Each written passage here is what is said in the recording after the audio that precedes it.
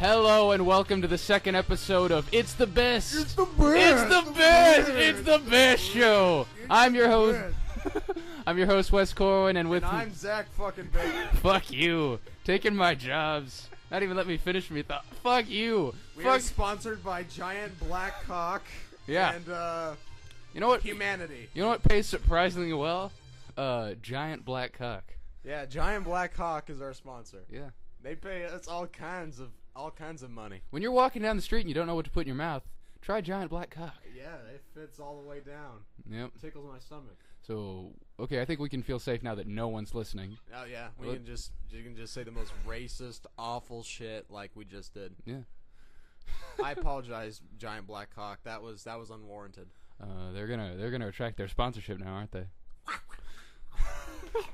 What is that? The sound of one? That's their, in the wild. That is their tongue. Scavenging.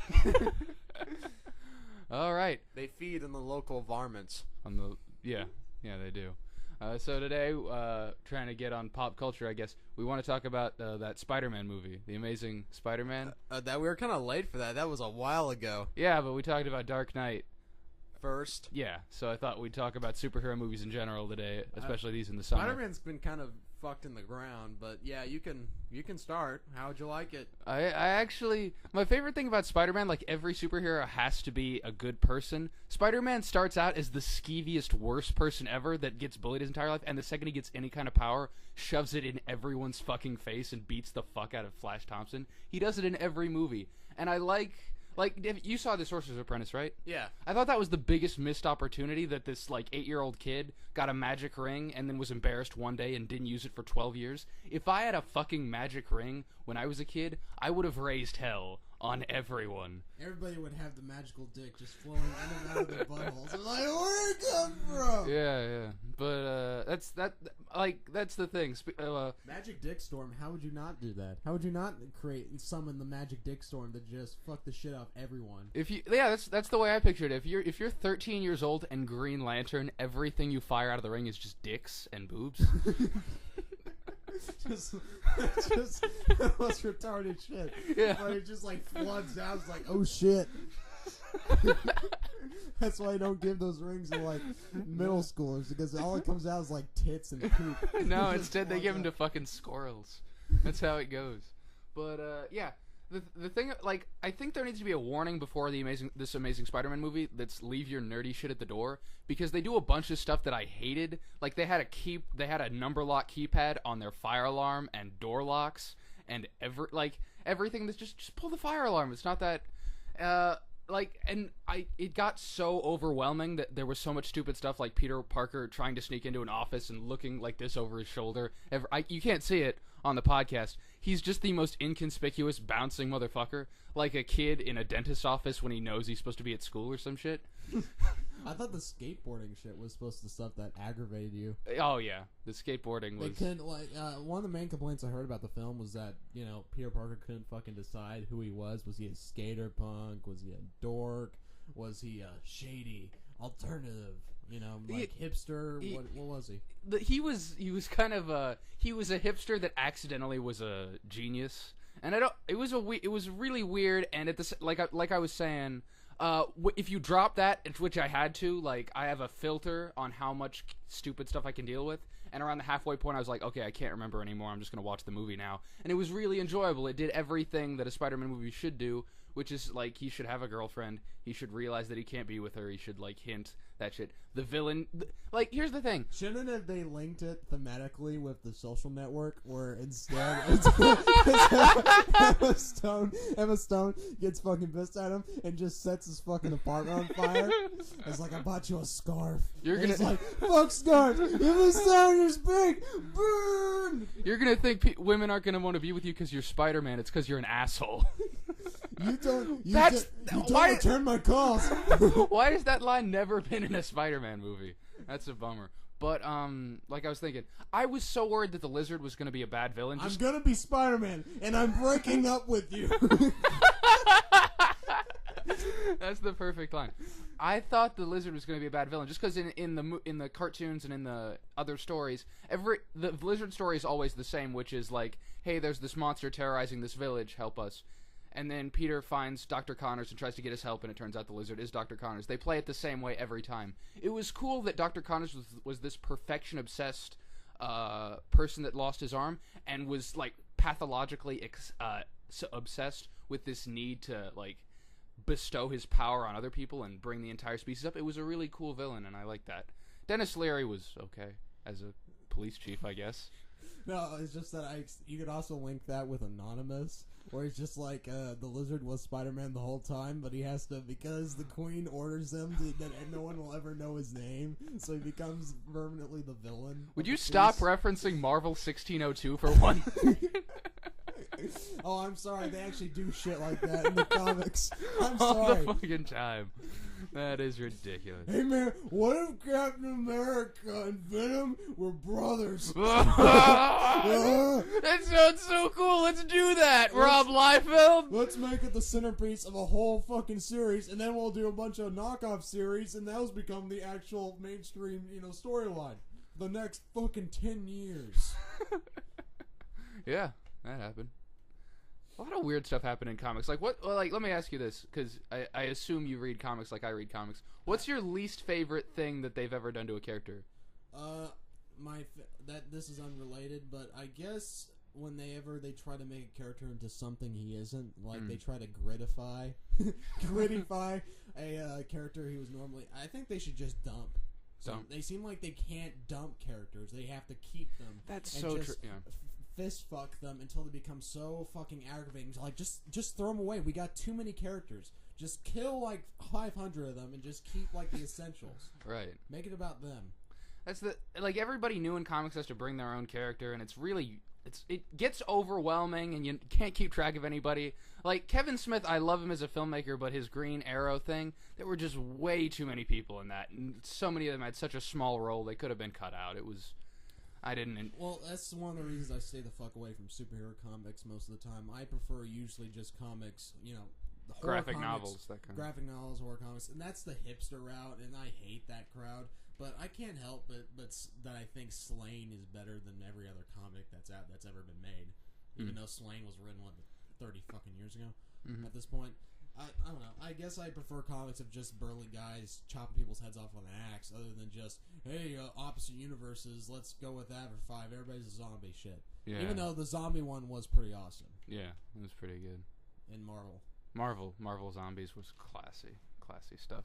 Silver Surfer comes down to warn everybody about the apocalypse, and they just devour him. The individual characters in DC are better, but the overall storylines in Marvel are sometimes more compelling. I agree. The thing about DC characters, they're interesting in like bits and chunks, but they double over themselves. That's the thing. Like, people are always complaining about how DC characters like betray their own thing because so many writers handle them. But Marvel writers, even though they like have more cartoony and silly ideas, they like really like the route that the past writer took them, and they continue down that route. So you get this cool continuity thing that overlaps, and everybody like works together really well. I think that's why it works better when like Marvel has a big series than DC does. Yeah, have you noticed that many times Marvel tries to do the gritty thing that DC did, but can't really do it, given their characters? Except for the Punisher, who seems like, like they're really try-hard attempt to make a serious, gritty character. It seems most of the attempts they do it to all their other heroes, like, especially with Moon Knight, who's Moon Knight's a weird character. I don't know why they keep him. He seems not really to have a purpose in the whole mythology. I think they should. Yeah. I mean, having a mentally ill hero almost seems to be a parody of superheroes in general, rather than it is like, oh, a kooky character. He has a mental illness. Well, he doesn't actually have any unique powers. Are we talking about Deadpool now instead of Moon Knight? I'm talking about Moon Knight, but you can get into Deadpool if that's where you want to take this. I actually like when characters get a little bit darker. Marvel has Punisher, and some comics with Daredevil are pretty good. When they like stop him crossing over with people, like Spider-Man, and Matt Murdock just walks in, I'm defending somebody. Oh, hey, I need help. But one of my favorite dark comics that came out recently was that Spider-Man Noir series, where he was. Did Spider-Man Noir exist before that shitty game where he was featured? That's a Shattered Dimensions. I think it existed a little bit before that. Right. I thought that it almost made me think that was invented for the game. Is like, hey, that's not a bad idea. Let's actually run with that for a comic. That would have been cool if I actually want that where video games take a story I don't know why they have to call him Spider-Man Noir though, because he doesn't have much spider in him as far as powers of character. Why don't they just call him Noir? That would be pretty fun. Even though he looks a lot like Grendel. Mm-hmm. Have you ever read the Grendel comics? I haven't read them. Well, yeah, he's kind of like a master criminal. We can't go in the storyline. It'd take fucking forever. Okay, but well, we have a bit of time if we're gonna try to do the same. We're gonna cover a lot of subjects, so we gotta space this shit out. What was I talking? Oh yeah, but I actually want that kind of thing, like where you have this multi-platform kind of writing, like the same way that there wasn't a Harley Quinn comic, there was Harley Quinn in the animated series, and then she was so popular she became a character. I would actually like to see that happen in video games, where video game writers take some effort, they make something out of the graphic novel, and the writers are like, "That's a cool idea," and implement it instead of video games constantly being one-shot stories that have to end and nothing can be changed in this universe. Has Swamp Thing ever joined the Justice League? Swamp Thing one time hung out with Superman in a swamp, and they just kind of like thought things. Like they didn't talk to Superman was just unconscious in the swamp, and Swamp Thing was just in the back like looking at him, and Swamp Thing was just like, "Man, that dude's sad like I am." And Superman was like, "Man, I'm pretty sad." And that was the whole comic, and it was written by Alan Moore, and I loved it. That was the whole thing. It's great. You think Alan Moore just like he'll like rub his jizz on a piece of paper and he'll like say how these letters go together? Yeah, I bought that paperback. It was pretty good. Yeah, it was. It was excellent. Best thing written in its time. I think it won Comic of the. Is there a Comic of the Year award? Because I gave it to him. Oh, we just won it. Not to say he's a great writer. No, absolutely. Without a doubt, the Swamp Thing comics, especially the ones he did, fucking mind blowing even today. What do you think of that Zack Snyder Watchmen movie? While we're talking about superheroes in general, I don't know why people say that. A lot of people, I thought it was as a straight adaptation, pretty fucking good. A lot of people said, "Oh, it lacked nuance." What the fuck does that mean? I don't know. The whole thing was a bunch of ideas being clusterfucked together. That was what it worked because it was partially a satire of the superhero genre in and of itself with its characters, but there was a lot of talk, not show moments. Yeah. And I thought that it turning out to be Dr. Manhattan instead of the alien monster at the end actually made more sense. Mostly because a bunch of scientists making some biological monster to launch and blow up New York City just seemed fucking goofy to me. And it seemed like a kind of silly turn since Alan Moore made the whole thing so gritty and realistic up to that point. I agree. I think that to some extent, like you were saying, it's kind of the parody of the Saturday morning cartoon comic hero, where they do stuff like that, where all of a sudden would randomly be fighting aliens, and I thought that was an interesting tie to that background that it came from, with the silly superhero team that never fought, and this one like broke up and was really sad.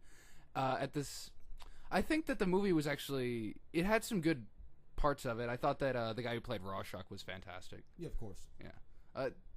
I don't know how many other people in that movie could act. I think that's kind of sad though. That actor only manages to get casted as pedophiles and child serial killers, and every other role he is Freddy Krueger in one. He was in that other movie with Kate Winslet. Do you remember that movie? Patrick. What was that movie called? Darn it. I'll look it up later. I read the book before. I read the book. It was good. Wanted to read the movie. Never got around to it. I thought it was just like a movie about like two middle-class white people having an affair, but it turns out that there was a subplot with this apparent child molester and murderer who's moved back into the community, and there's this disgruntled father, and it's like, holy shit, how am I the only person who cares about this motherfucker being around our kids?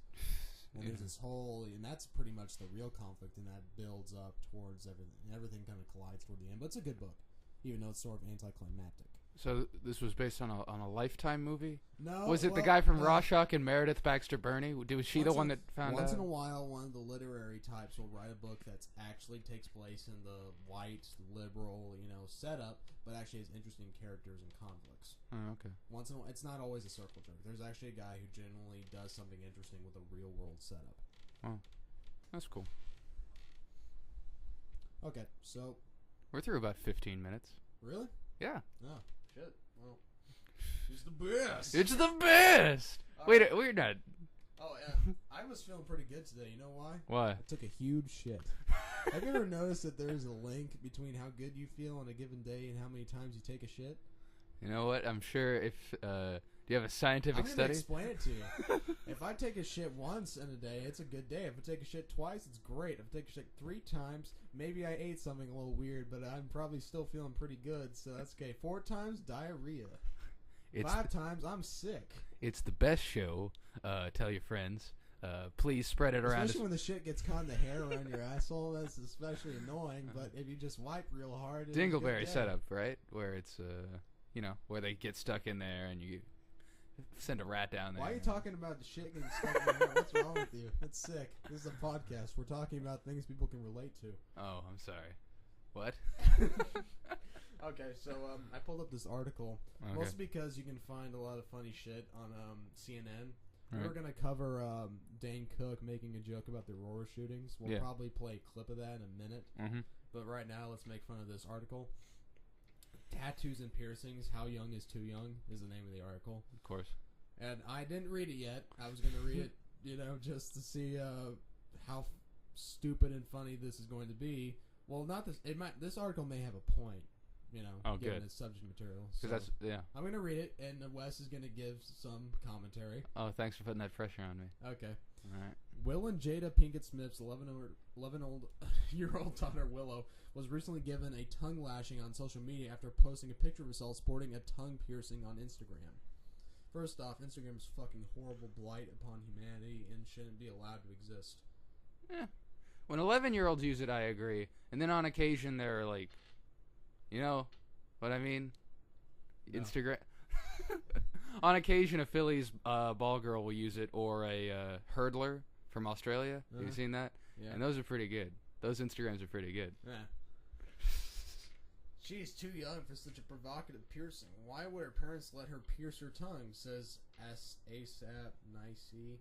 Tiffany Baby, both with 2 Y's at the end of baby. Babeyy, kids. Just so you know. At your age, Willow, I don't think a piercing should be on you, especially there. Wait. Let's skip the comments. We'll come back. Though she later revealed that she was in fact a magnetic tongue ring, people are already whipping their opinions back and forth about whether young people are too vulnerable to make permanent or potentially scarring decisions about their bodies. The issue: what is classified as too young? While the battle over body modification typically occurs between parents and their children, state legislatures have entered the conversation as well. Of course they have. Or they haven't, and they just say they have. Right. In June, Jerry Garrison, a Florida grandfather, lost custody of his 10-year-old grandson after allowing him to get a tattoo in his initials on his right leg, a family tradition according to Garrison. Under Florida law, a person younger than 16-year-olds cannot be tattooed except for medical or dental reasons. Anyone aged 16 to 18 can be tattooed only with the consent of a parent or guardian. That law was changed in January 2012. It had previously allowed tattooing under age 16 so long as the minor had parental consent. Most states allow tattoos and body piercings for children under the age of majority, which is 18 years old in most of the United States, with parental consent, though some have tightened restrictions. In Idaho, no person shall knowingly tattoo, brand, or perform body piercings on any minor under the age of 14 years. In South Carolina, anyone under the age of 21 is prohibited from being tattooed. Wow. If a person is 18, a parent can give consent, but anyone under 18 is prohibited from ink of any type. Well, how are you supposed to declare love for your family member in South Carolina unless you ink it? Like, there aren't water... I love my mom. I'm going to tattoo it on my left nut. That's not what I'm talking about. Well, you can't go to the water tower and say, like, I love Cindy Crawford, and then you put under that J.O. Crawford, and then sister, brother for life. Yeah. Yeah. I'm going to tattoo that on my left ass cheek. It'll be there forever. Like our love. It'll be like my ass cheek. Feel good about this. Child development experts contacted by CNN agree with this. Who? Age of permanent modification young adults would also assert age is but a number. Maturity level is a much better parameter to go by. Mm-hmm. Psychiatrist Daniel Bober, an assistant clinical professor in the Child Study Center at Yale University, says it helps to look at a child's functioning in other areas of their life, such as school and peer relationships. The brain of a young person is still developing, and they are less risk-averse, more impulsive, and more likely to engage in risky behaviors. No shit. In other news, water is still wet. That's crazy. Yeah. The water is wet. Yes, it is. And this goes on too far, too fucking long. Good TLDR, young people shouldn't get tattoos because it's a bad decision. Yeah. Which is, yeah, it shouldn't. But if dipshit parents are going to allow their kids to get tattoos, who the fuck's going to stop them? That's a good point. Not Buck and his 12 gauge. Apparently, 2 gauge? 6 gauge? I don't know. Do you know how many gauges anything? I don't know anything about guns. All I know is that Deadpool has a belt with a bunch of pockets in it. Is that a 12 gauge or a 4? I got a 12 gauge in my thumb. On a scale of 1 to 10, what gauge is this? And you just point to things in the room. I have a shotgun, just point. What gauge is this? Put the gun down, sir. But I want to know the gauge. Yep. But yeah, this is I love this sentence. It's ultimately not what the young people are doing, but why. There is no fucking why. They're idiots. No, yeah. When you were that young, were you not an idiot? No, I'm still an idiot. That's not a good point. Well, we are both idiots. Yeah. This is the reason we're still doing this fucking podcast. A reasonable person would have quit after the first episode. I personally think tattoos are retarded, especially the ones that are just writing. Yeah. What the fuck? At the same time, I saw this article about tattoos of comedians' faces, and I was like, that's what I want to do. Like, you want to get tattooed on some fat chick's, belly or something? No, I'd like to get a Woody Allen tattoo on my spine. What? So people know what I'm about.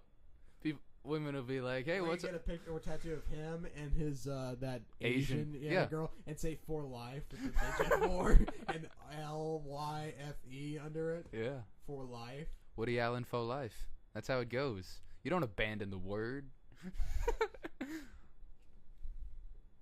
Things you always wanted to know about sex, but were too afraid to ask. All right, I think that's 7 Woody Allen things we've talked about so far. New record on this show. Feel good? You want me to go pull up that Dane Cook video? Yeah, hit it. Alright, let me find this shit. Alright, so I just heard about this. Haven't watched the video beforehand because we don't prepare for this. Are you kidding me? Are you kidding? I don't prepare for anything. And I am generally curious about what his joke is. If it's actually funny, then I'll give him some credit. But he's at the Laugh Factory? Wow, he must have fallen far if he's doing the Laugh Factory. Come on, it's cool to do that. Well, did you hear about him bombing at the Laugh Factory? He bombed? Oh, yeah. This dude bombs pretty often. Here we go.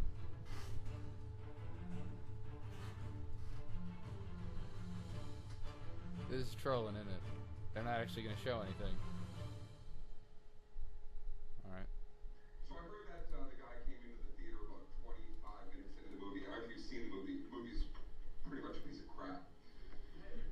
And, yeah, spoiler alert. And I know that if, none of that had happened, I'm pretty sure that somebody in that theater about 25 minutes in realizing it was a piece of crap probably was like, oh, fucking shoot me.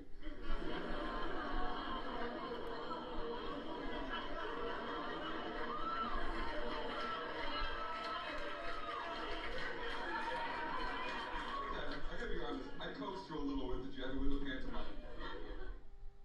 No. I'm not offended at the joke itself, but Dark Knight Rises was a pretty good movie. What the fuck? I don't know. I saw it again. I got to agree that it was kind of... What, you thought it was shit? I don't know. It could have, comparing Dark Knight to Spider-Man, if I may. The thing, they both tried to do... Dark Knight knows what it wants to be, and Spider-Man knows what it wants to be. Dark Knight wants to be this dark superhero movie with deep plots, and it's harder to get to. Spider-Man just wants to be a fun cartoon action movie, and Spider-Man was more honest in that, and Dark Knight had silly moments where it made laughs and tried not to be, and then it would immediately, but no, life sucks and you're in a cave in the middle of nowhere and you're gonna die alone. But so I actually enjoyed. I thought Spider-Man was more fun, if I may say.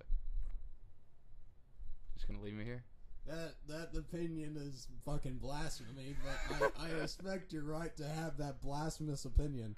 What, you thought... Dark Knight Rises is the best movie of the year. What? I don't know, man. I thought Batman Begins was the best of the trilogy. What? I think that... that's actually... I'm actually rather curious about this. Some people have said that. You're not the first person to say I actually enjoy Batman Begins more than the films that came after it.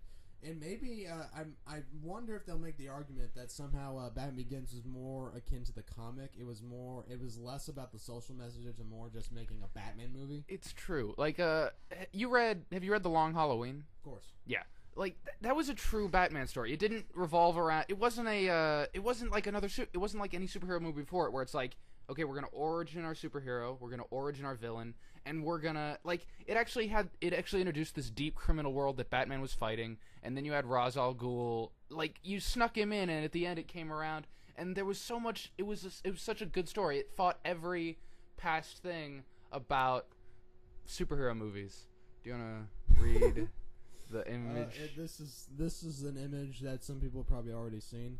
It's a picture of Professor Oak wearing Bane's mask, saying, "When you have completed the Pokedex, you have my permission to die." Making me do some. I have to edit that picture in the show now. Yeah, you could make it the main picture and have "It's the best" over it. In fact, that's what you should do. Yeah, okay, I'll do that. Gonna friggin' hate doing work. Yeah, it won't take that long. You just print some text over it. Yeah. You big baby. Yeah, you know me. Such a large vagina. Infant. Yeah. Hell's wrong? Just a tall, thin vagina. Yeah, that's how it goes. So, I wanted to talk about this because we've both seen this. What do you want to talk about Rubber? Can we? Yeah. Should we? What else are we gonna do? We're 27. Alright, so Rubber's the movie about the killer tire. Right. Do you want to go into any background so people who haven't heard of it? Well, it's a movie done by a French director. Well, he has a Frenchy name, so.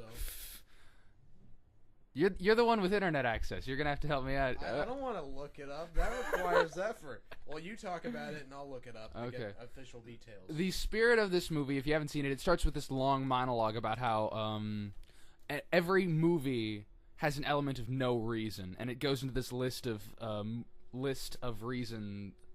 things about movies that just there's no reason they did it that way, like why E.T. was brown or that kind of stuff. Yeah, but I thought that was a retarded fucking point because that doesn't mean anything. That's the thing though. Like it was the kind of movie where it's the same thing that I brought up with that Spider-Man movie, where it should have this warning where it's just drop your nerdy. That was basically what that speech was. Drop your nerdy shit at the door. Stop worrying about why a tire could come to life. Why he's attracted to this French chick. Why the French chick is with the cops. Just enjoy the movie. And except that movie wasn't really enjoyable after the first initial 30 minutes. You didn't think so? It just kind of like, hey, the tires is fucking stupid. Let's just blow it up. And then all these other tires came out of the ground. Instead of the tire just coming back and destroying everyone, they had this really shitty ending where just all these tires just rolling to Hollywood. I thought that was it was funny how self-aware the ending was. It was almost like when he drops the camera and proves that it's that moment where you wake up and the tires aren't alive. There isn't any stupid invasion of tire kind of a thing. Attack of the Killer Tomatoes. It's just that was just the silly Hollywood ending you did because the entire movie is basically about making a movie. It might be about the constant paranoia a director has. He has these questions in his mind like, am I doing this right? And he has this constant voice in his head that was played by Wings Hauser that was like, I don't get this scene. Why are you doing it? It doesn't. And then the director explains what's going on. He's like, that's good. And then tells him to go away. That fucking asshole. That's how it is to try to make a project like that. Having this constant voice in your head, like, are you doing this right? Is this going to come across correctly? It almost seems like kind of like a butthurt tantrum, though. It's like, the audience didn't get my film. It's not like my film could actually be shitty and I'm actually doing something wrong. Well, he is French. Yeah, well, yeah. I mean, I remember there was a guy who ran this media, a little, video rental place in the library at my university. And he basically would say, whenever I had rented out French film, I was like, oh yeah, French film. He said, the only happy French film is Amelie. Everything else is just fucking depressing and awful. Yeah. And he's kind of right. Most French films I watch are incredibly somber. What about that? It's like people are incapable of being happy about fucking anything. That's true. Except for Jerry Lewis movies. Those are the best French films ever, right? Yeah. He's walking around going, wah, wah. It's the best. It's the best. It's the best. Oh, yeah, and the girl in that, fucking hot. Oh, yeah. Painfully so. Yeah. And Wings Hauser as The man in a wheelchair pretty much stole the show. He just didn't eat or anything. Didn't die. And the dude was just chilling out in his wheelchair, just hanging out. It was great. And I guess it didn't make any sense to me that guy would just suddenly eat the poisoned food and keel over himself. Yeah, that was weird. I think that ties back into the. But then again, the whole movie's about a psychic tire, so who the fuck am I to criticize it? That was so cool though. I feel like that was a great effect. I'm so against the over CGIing CGI computer generalization. However you say it, I'm against it. I don't like. It just takes me out of whatever movie I'm watching. I suffered that during Spider-Man, where like 1 second, like I realized I was watching a cartoon when I was looking at Lizard's arm holding Spider-Man. I was like, this is okay. I'm watching a cartoon. There's no threat. There's no interest. Which is kind of why I really liked both the Hellboy movies, because they always had the huge puppets.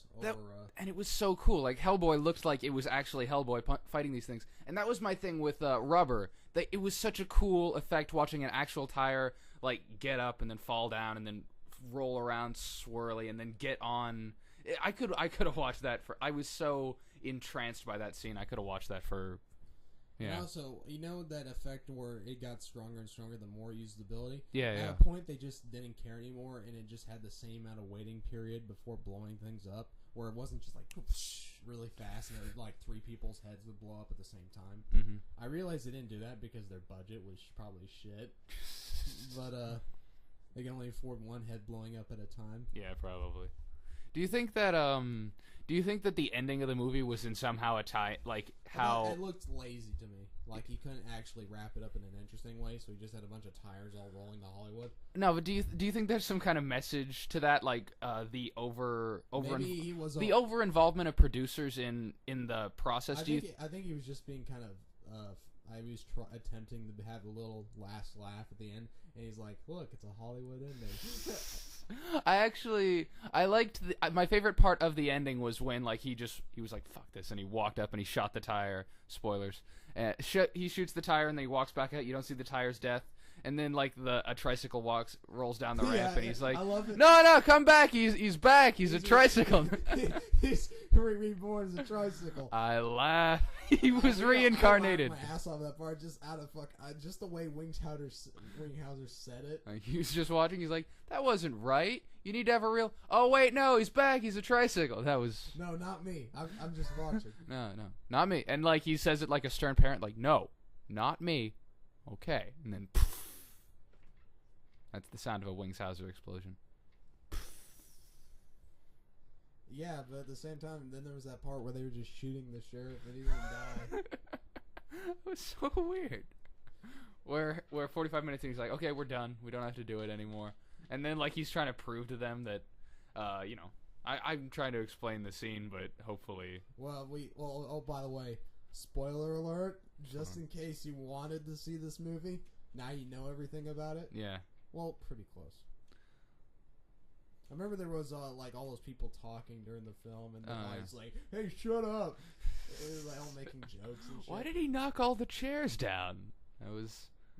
That's exactly what I asked while he was doing it, and then like having it rubbed in my face, and then like the movie seemed to by having somebody else ask it, and I was like, "Okay, I get it. I'm sorry." And then the whole thing was kind of. In its own, it didn't make sense in its own fictional universe. No, though. So, I don't know. It seemed like he was trying to make a point, but it got muffled in the fact that he would break his own rules he set up in the film. I guess maybe the point was that a filmmaker should be able to do whatever the hell he wants, and the audience should give a level of it's like have some patience and just go with it on some level. If that's the message that he was, then I agree with you. It was kind of a BS tantrum thing where it's like, no, okay, I'm an artist, you can't judge, which isn't true at all for any medium. I don't know. I guess we won't know for sure unless there's some interview with a director or something where it reveals what the fucking film was actually about. Yeah. Quentin Dupix. That's it. I just fuck correct pronunciation. Just Americanize the shit out of that name. Rubber 2010. Quentin Dupix. Pux. Sounds like a shitty Wolverine 80 villain in the 80s that would try to kill him, but like be an assassin, so he didn't have any super. Wears like a light blue, jumpsuit. It's some racing film. You will never defeat me. He has 3 different eye patches on one eye. Yeah, a white one, a red one, black.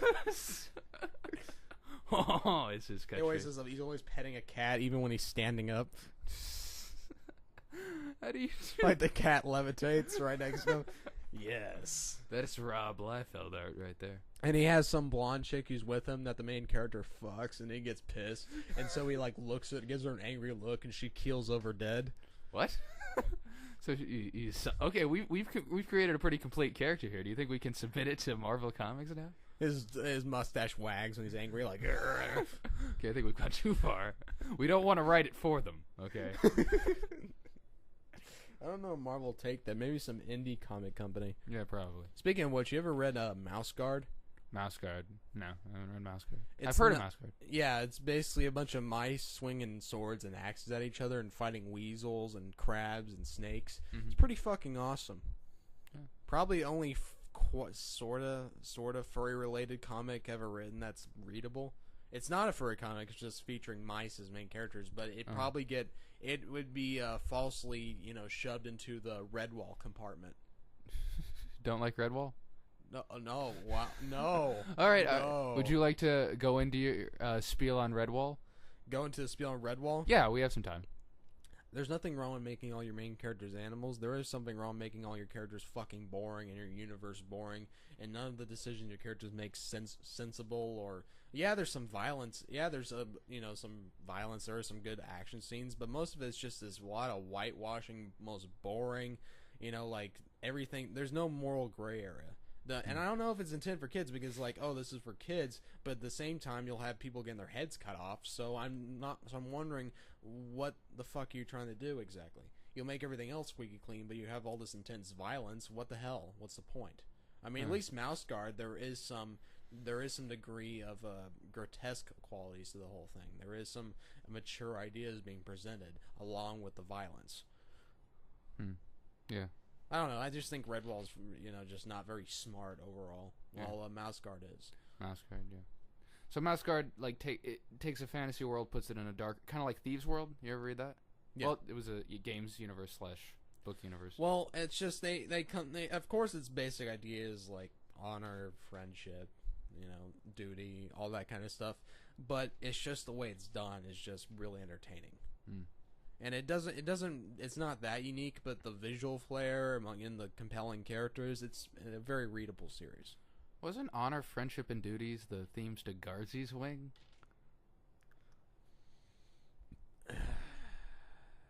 Garzy's Wing? That show Garzy's Wing? Yeah, that show Garzy's Wing. That show Garzy's Wing. That show Braceface. The honor and duty, that was all over fucking Braceface. Oh, especially the episode where her tits started just growing. I can't stop them. Damn wizards from Braceface. You can see them all over the Imgur. Braceface almost seemed like completely insane. Just make a whole series about a girl going through puberty. It's like the most mad premise. I mean, we don't make a series about a guy just getting a a young boy just getting a fucking boner out of nowhere. I have 2 comments to that. One, why don't we have that series? Yeah, we should do a series. Yeah. Instead of Braceface, we call it I don't know, Pimplehead or something. And it's just a kid who runs around and has the most raging hormones and is just constantly his hair just starts growing rapidly on his arms, and he grows a beard out of nowhere. All these zits and shit, and his dick just it grows so fucking his hard on. Yeah. It's like a fucking it looks like a steam pipe just coming out of his pants. Oh, it would be just like knocking shit over wherever. It'd be like if you mix Scrubs and puberty, you'd have this constant daydreams where his penis turns into a steamship. And it just blows constantly. Okay, so that's my first thought. My second thought is you have serious opinions about the television program Braceface? No. You have serious ethical opinions. No, I don't. No, I don't. I never watched the series, per se. I maybe saw other people talk about it briefly in YouTube videos, but I never watched it. I was too busy watching Fillmore. Hey man, are you taking a shot against Fillmore? Because I love Fillmore. It was a good show, despite how fucking retarded it is. Hey man, don't mess with the maestro. That was just You have some macaroni and get my hands on. That's fan. What was that? What was that? Some of those stupid fucking catchphrases that the characters would yell. Oh man, Like, what did Ingrid Third say all the time? crackers. Oh god damn, that's stupid. Why did I That's remember? so goddamn why, stupid. why did I remember that? Crackers. So locked deep in my memory, and now I had to say it.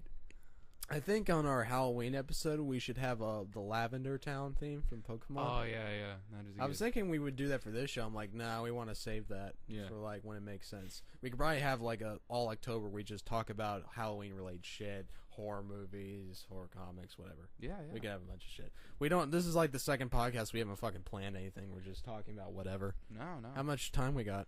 41 minutes. Like Okay. that's how much time we've done, or how much That's how time much- we have left? No concept of time. We've done 41 minutes. Oh. Which is actually, like, we had to stop, like, around the 25-minute mark and check the time every 5 minutes. First episode. We've only had to check it twice so far, so I feel pretty good. Yeah. Yeah. Do you want to talk about something? I've been carrying it on with subjects.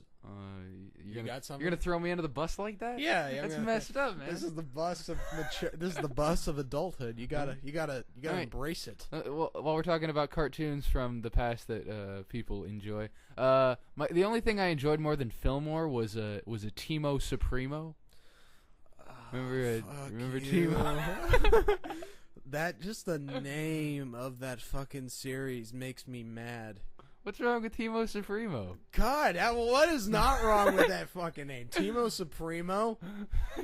You're just complaining about the name? It sounds like a really cheap, like, Hey man, a lot of lunch great special at a shitty Mexican fast food restaurant. A lot of great things have stupid names, but you can enjoy them anyway, like Catman, who was the Batman villain and became a hero and trained Catwoman's... Wait. There was a Catman? What the fuck? You That's didn't- horrible. You didn't know there was a Catman? That's stupid. Who would make a Catman? Twinkies.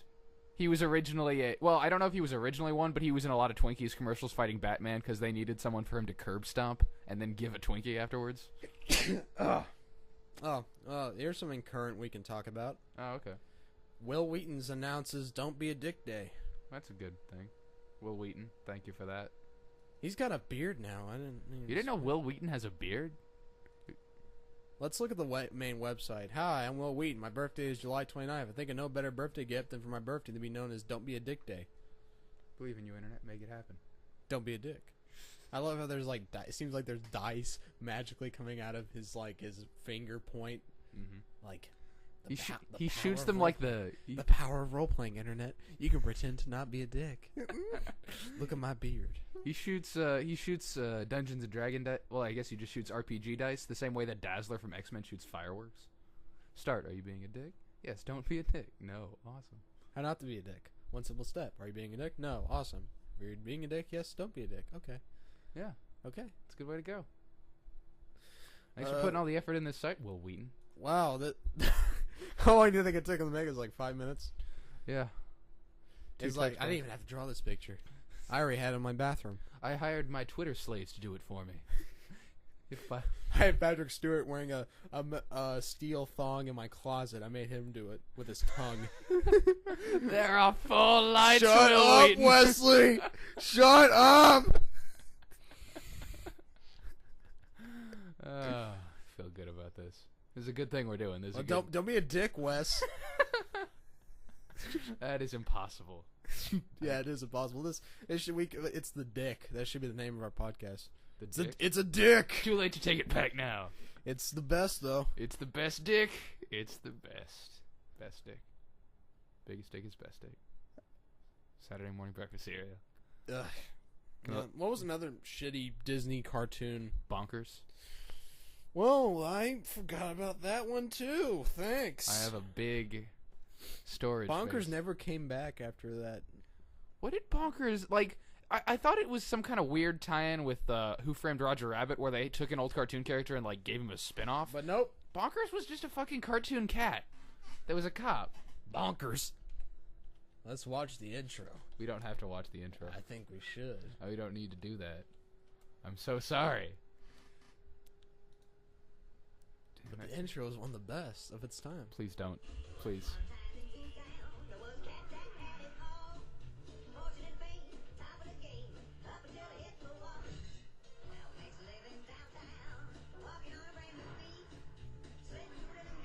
I'm gonna ask you to stop.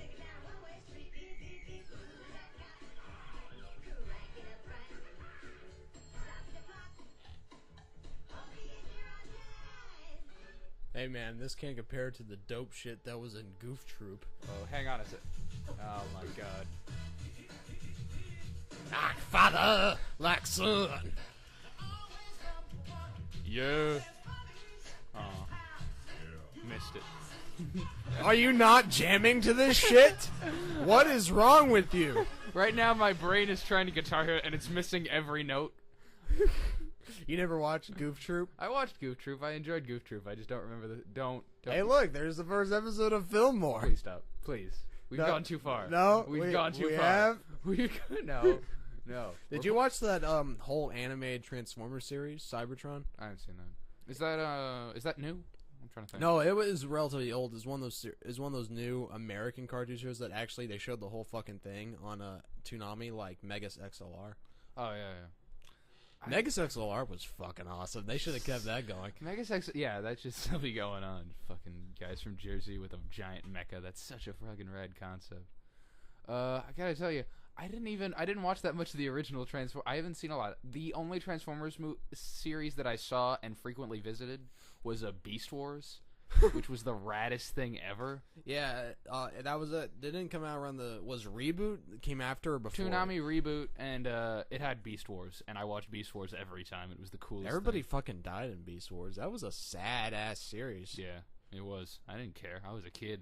I just wanted to see metal stuff happen. I cried when shit, who was it who died? There was like those two ones that were in love and they both died at the same time. Oh, Yeah, I'm trying to remember their names though. It's been so fucking long since I watched that series. To be fair, you know, I didn't cry because I'm completely against robosexuals. They're offensive, and I don't To enjoy. nature. It's Abomination. It's Sunday. God okay? does not permit robosexuals. But also, what about the CGI Donkey Kong series from France? We don't need to talk. You don't like the crystal coconut? Oh You my have no gosh. taste. Oh my We need to gosh. watch some of Oh that my now. gosh! Donkey Kong. Remember when they had the huge CGI dance numbers? I loved it. Scrappy in that, or Gramps, or what was the name of it? What was the name of that motherfucker? Cranky Kong. Yes. You know what my favorite? You remembered. Here's the. Well, okay, he's in the video game. That's not fair. Here's my thing about the Well, first of all, you're looking up the video games. You need to look up like French or cartoon or something. My favorite part about the music in Donkey Kong is that they always had stupid titles like Monkey Business, and they just say that over and over again. Oh, Some of the songs are pretty fucking we catchy. don't have to do this. It's the first episode. I just Please don't do this. we gotta watch the rest of No, You good, no, you good. no. Damn it.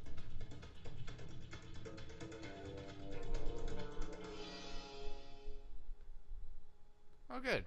You guys, Oh shit, here it comes.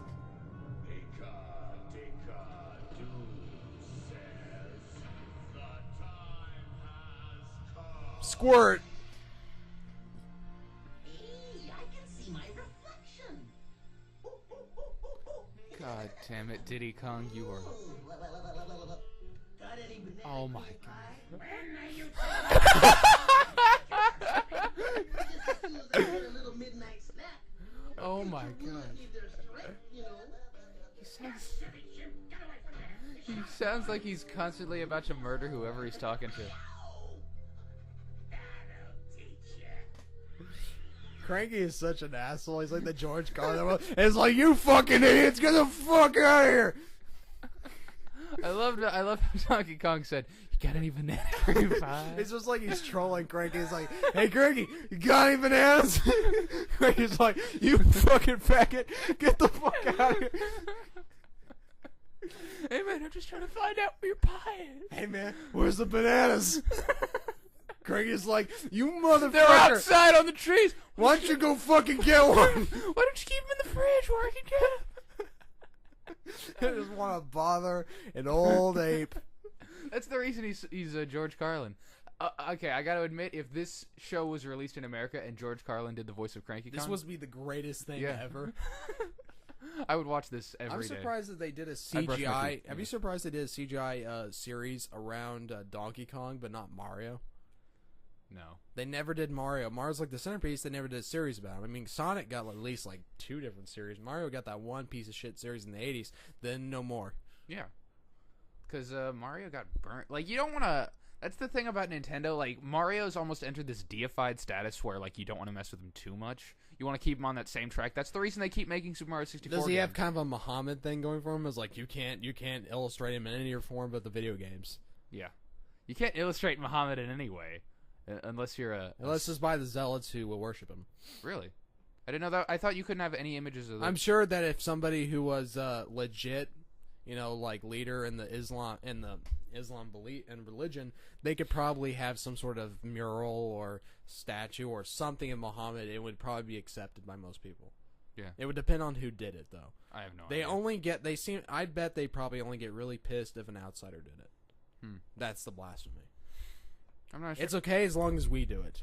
I'm not sure. I've seen like art and depictions in the Quran, Yeah. and like they always don't show Muhammad's face. He's always like turned away from the frame or like slightly off screen. Or Well, isn't that a depiction of itself, despite the fact he has his face turned away? yeah. All right.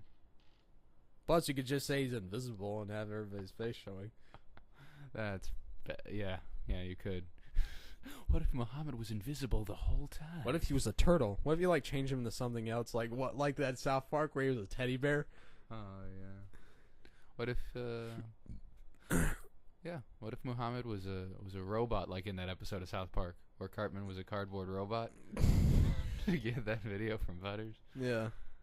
Wow. Okay, so now we're full on describing South Park episodes. I feel like we've gone too far off the rails. Yeah, we've like just turned and gone up each other's asses. Yeah. As far as that, you don't go so far down the pop culture pipeline that you stop talking about your own shit. Yeah. That's where we are, talking about our own shit. How much time we got left?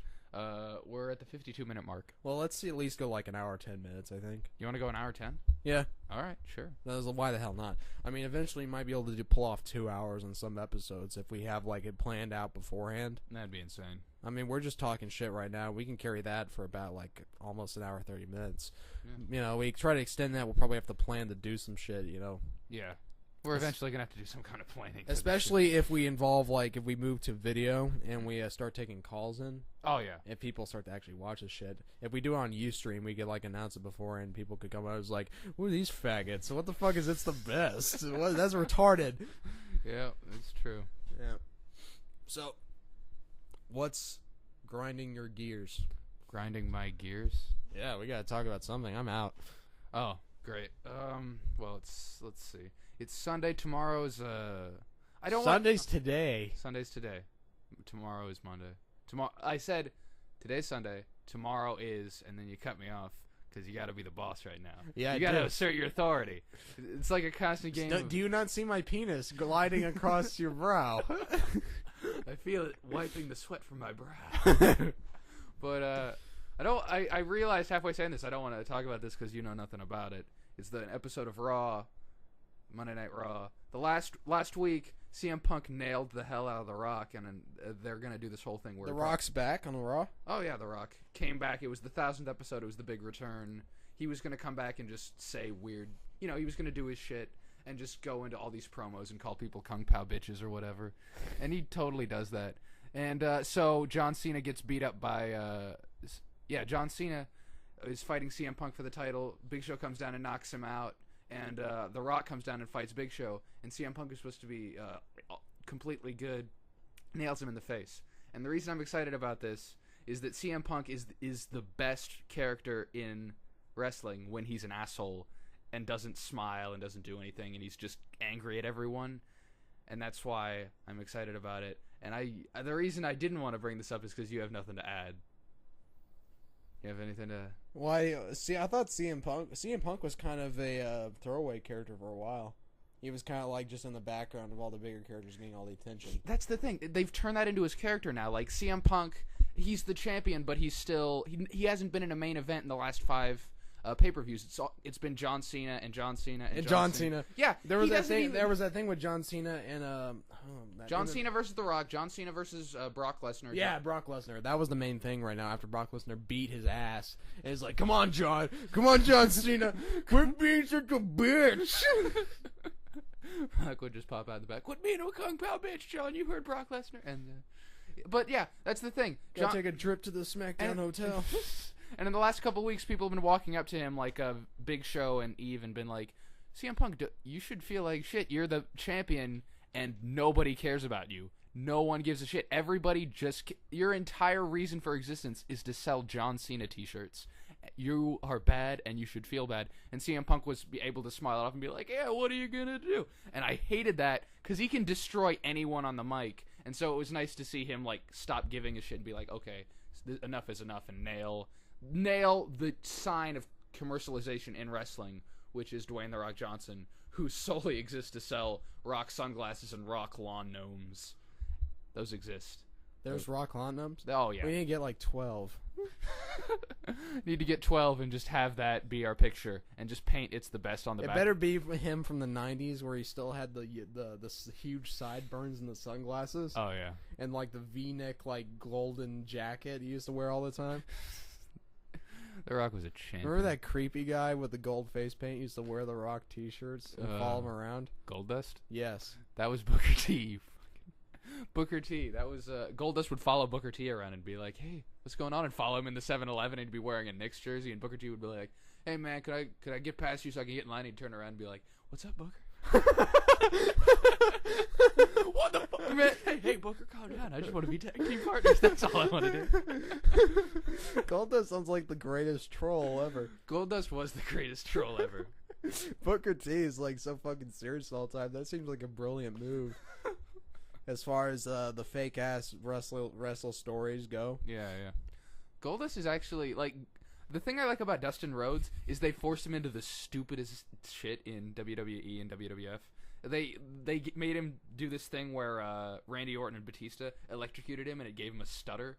And so even though he was great on the mic, he had to talk with a stutter, and he made it work perfectly, like he'd be talking to the Triple H and be Randy like, Orton's a dick, and every single he's just like the dick of dicks. Even his name, you're like, God, what a fucking douche. Randy Orton. Randy Orton Jr., Randy Orton III, what a fucking cock. No, I know. Batista can't really decide who he is. He's just like, sometimes he's good, so other times, but he's always like this big, huge, angry Mexican, even if he's a good guy in this current storyline. Yeah. Batista hasn't been, I hope he comes, there was this time where he was talking about being an MMA fighter, and then I think he stopped wanting to do that. He wouldn't last very long, I don't think. That's the thing. People bring that up like people are like, wrestlers are fucking pussies. MMA's where it's at. And then Brock Lesnar came and destroyed for a while, and eventually he got beat. Well, he had to. He probably was paid to. Yeah. I doubt anyone could have beaten him. He was quite good. Well, mostly because wrestlers are paid mostly. Most of their job is to act. There is a lot of physical part, but in a no bullshit actual fight, they probably get dominated by MMA fighters way less than they do.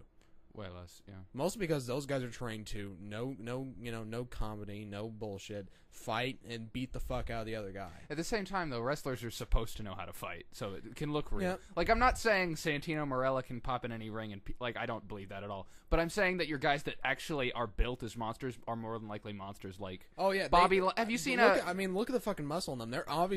They're fucking strong as shit, and if they hit you, your head's gonna pop off. At the same time, there was did you hear that story about how Goldberg started shit with Chris Jericho, and Chris Jericho just beat the shit out of him? Yeah. That's fun. I like that story. Chris Jericho. Chris Jericho's the fucking best. But at the same time, I'm just saying, though, like, at the same time, Anderson Silver's just like, hey, guys, you professional wrestlers? Yeah. Let's dance. And he just kills everybody in the fucking ring. I honestly believe no one can beat Anderson Silva. He's just dancing around like, hey, guys, this is a good party. And he just, like, eats people in the audience. Oh, Anderson Silva's satisfied. In my mouth. Then he grows bat wings and flies out. Bye, guys. Burns the stadium down. Do his demon breath. What a nice group of people as he flies away. I love everyone. I carry death and destruction wherever I go. I'm so sorry. I'm sorry, the stars were right. We had to summon them. There was like 1,000 neighbors, and it still comes out the Sunken City Relay. How are you guys doing? It's like, is there a fight? God damn it! I set up the good channel. Why did you bring Anderson Silva? And John- The stars were aligned, Gerald. Yeah, John Bones Jones is like sleeping in the far distant galaxies, and all the other MMA fighters are like playing flutes to keep him asleep. Like, go back to sleep, John Bones Jones. Go back to sleep. He's like, oh, but tell me when there's a fight next. Carlos Condit's like eating worlds. Yeah, and George Sampier. And I think that's a brilliant idea to make all the MMA fighters like Lovecraftian monstrosities. It just makes perfect fucking sense. It does. It does. Brock Lesnar's pretty much Ares when you think, like, not in Lovecraftian terms, but in just deity terms in general, where he'll get angry and beat the shit out of someone, but if you trap him, like, he just runs out of power, that kind of shit. Yep. Like, you know about Brock Lesnar's first MMA fight, right? Right. He punched the guy in the face for like a full 2 minutes, just destroyed him, and then the guy grabbed his arm and then wrenched it, and he's like, "Oh wait, shoot, I'm in pain." and then the guy Frank Mir was running around. He was the guy that first beat Brock Lesnar. He's like, "What a fucking pussy!" And Brock Lesnar was like, "I'm gonna fucking end you." And Frank Mir does that today. He's like, "Hey guy, I'm sorry I beat you. I'm so sorry. I'm sorry I beat the shit out of you. What are you gonna do? I'm sorry, you fucking pussy. I can't help it." Yeah, But yeah, the full story is that Brock Lesnar beat the hell out in the second fight, just punched him in the face endlessly. He hit the ground, and Brock Lesnar just ran around there howling, came up to Frank Mir's injured basic corpse at this point, and just double birded him for a full 15 seconds. Revenge! Fucking revenge! The Rock just comes up and starts the stage like, "Holy shit, what just happened?" Kung Pao bitch, Frank Mir, what are you gonna do? Shit looks like somebody just got taken to the SmackDown hotel. Yeah, how's Rey Mysterio doing? Is he still in the game now? Or is he kind of he just got back from a wellness violation. Oh, yeah. So, but he's back. He's probably gonna fight Alberto Del Rio. Ooh, that's gonna be good. That's gonna be good. I like that. Though I like it when Ray takes on like really fucking huge dudes and just whoops ass. Like he fought like John Henry and all those other guys. Mark Henry. I don't know why I said John Henry. I love Steel for some reason. Mark Henry's fucking hilarious because he's just this big fucking huge dude, and he's like the typecast big fucking huge dude. At the same time, like the big fucking huge dude used to meant like you had to be quiet and fight. Have you seen any of his recent matches? No. He beat the hell out of Big Show and he started yelling stuff at him. He was like he yelled the most badass shit where he yelled, "If I charge for air, you keep your bill paid." You would like somebody was yelling like "you suck" and he was like, "I suck. I'm over here. You over there. I'm over here. You over there." And it was he's just yelling nonsense. You were like, "What the fuck?" Do you see that? He's just like shoving burgers in his mouth. This dude in the stands had a replica belt, and when he was coming down, he was pointing at him, and he had the belt like, "This one's real. That one's fake. This one's real. That one's fake." And one of these things is not like the other. One of these things just doesn't belong. But still, do you think maybe he's been hit so many times by so many people he's gone just completely retarded? They keep him in a closet in the back and they just slap him to wake him up. It's like, "Okay, Mark Henry, it's time for another fight." And he's like, this is my pants and those are your pants. It's like, "Okay, Mark Henry, go up to the stage." Come on, Mark Henry, you gotta go. And they have like a string with some chicken at the end. He just falls like, "That's my chicken. That's not your chicken." Too far, man. Too far. I like chicken too. How is that? I enjoy chicken. Mark Henry's white, isn't he? I thought you were talking about Big Show. I'm sorry. I like Big Show too. More like no, Mark Henry's he's like a scary dude though. Oh yeah. World's strongest man. Who's that other guy who gets teamed up with him? The guy who had tattoos. He does that shit with his fingers, like.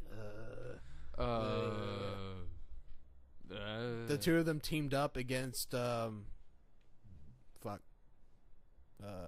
Undertaker. Yeah, the Undertaker. Oh, A-Train. Yeah.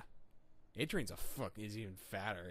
It's like A-Train actually, he went away. He went to Japan, became this dude called the Giant Bernard, and destroyed everyone. And then he came back to WWE, and now he was Lord Tensai for a while, and he would just yell things in Japanese and just crush people with his bare hands. And then he didn't go over, and now he's just Tensai, and now he just beats up his manager and loses via roll-up. And it's the saddest thing I've ever seen. I'm so bummed out they don't do anything good with. This is my favorite quote ever from Brandon Stroud. maybe they should bring Kane back. Kane is back. He is? Yeah. I thought he was gone after they. They should bring Kane's. Yeah.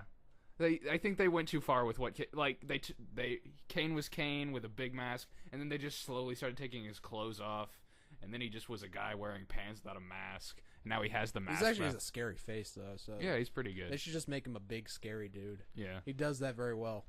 He does set people on fire pretty cool. Yeah. There was that time where he was just in a room with Jim Ross, and there was a cameraman there, and Kane just set him on fire, and the camera was like, I gotta zoom in for this part. There's a fire extinguisher back there, but I can't miss a second of this. I'm just glad they're not doing shit about Hulk Hogan anymore. That's completely true. TNA covers us on that one. Impact Wrestling Yeah. on Hulk Hogan storylines.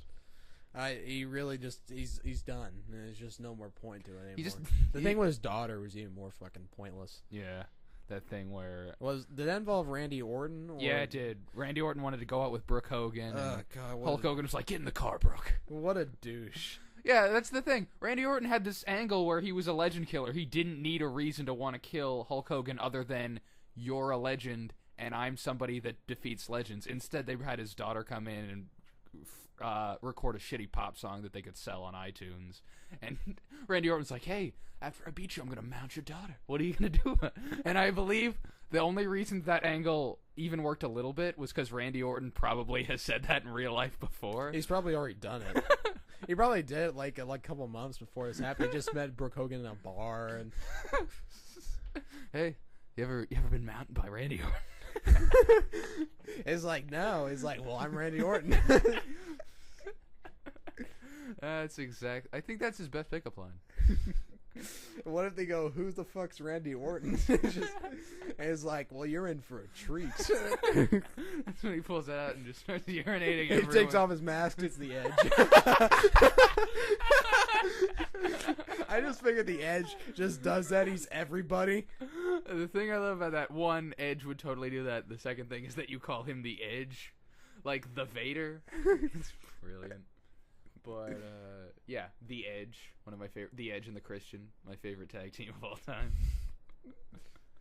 Triple H is like still has the most retarded name in all of wrestling. He does, and he's a horrible, horrible person in and out of the ring. And I hope Brock Lesnar destroys him, but it's possible that he won't. Also, that stupid movie he does where he blows spit like himself.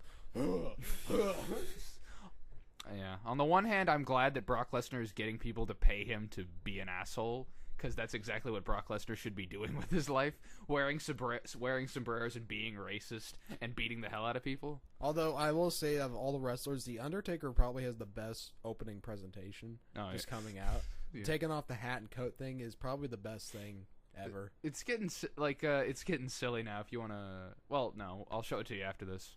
But on the most recent one, on the Raw 1000, they had The Undertaker come back, and they gave him the hood, and he went to pull back the hood, and it got stuck on his head. And it was the saddest, least, demonic thing ever. You should stick with the hat. He was like, stick with the hat. he did the thing where he, wound back, and it was here, and then he had to, he kept bobbing back so it would pop off, and it just wouldn't do it, and eventually it was And was he doing the eye roll back in the back of his head thing the whole time? Like, take my hood off. The dark gods will remove my hood. He really should just stick with the hat. The hat worked. Yeah, it did. It was cool. Especially the urn. I loved the urn and how he would he wouldn't bow to anything. He was just a creepy dude that would look at people. But when the urn, I like how all the other wrestlers are seem like they're all fucking scared of him.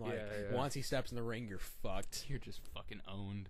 That was great. I loved how that was one of the things that made. And they'd always send the scariest, biggest dudes to fight the Undertaker 3 at a time. The Undertaker's just smacking the shit out of them. Yeah, it was great. We are currently. an hour and 9 minutes in. And then Randy Orton would try to fuck with him, and Undertaker would just grab him by the fucking neck, is like strangle him up there and throw his ass around. Or the Edge was scared as shit. The Undertaker always had to get somebody else to fight him. Yeah. It was The Edge is hilarious. He's kind of like, he's not a, we know he's actually a really nice guy in person. Yeah, but he just trolls the shit, acts like the biggest asshole. He actually tries to out-douche Randy Orton. Does everybody just like, they just like backwards caps just appear in their heads when in the same room together? It's like, we do my crib, bro. He's like, I'm sorry. Actually, they were a tag team for a while. I must confused you for Randy Orton. Oh wait, I'm Randy Orton. Edge, you've been a mirror this whole time. Yep. It's pretty great. Wrestling's pretty great. I'm glad we talked about wrestling for 15 minutes. That's what I want the podcast to be. We are currently we've just passed our 70-minute mark. Really? We're at an hour 10 minutes. Yeah. Do you want to close out with anything? Yeah, sure. Do you want to reference anybody? Give a shout out real quick. Give a shout out to the usual people. All the blogs that we admire, like the Joe Rogan podcast, Stuff You'll Hate, Sergeant D's podcast, and a bunch of other shit I can't remember. So I like to thank Big Black Cox for being our sponsor, along with humanity and God. We're your biggest fan. No, we're not. No, I'm just kidding. We love it, God. Just kidding. Love you, God. Just kidding. Or are we? We love what? Yeah, that's how it goes. Oh yeah. Okay. Let's close this out. Pull up the theme. No, not that theme. The other theme. God damn it. Did you learn anything today? No. Me neither. Thank you very much for listening to It's the Best Show. It's the best. It's the best. How about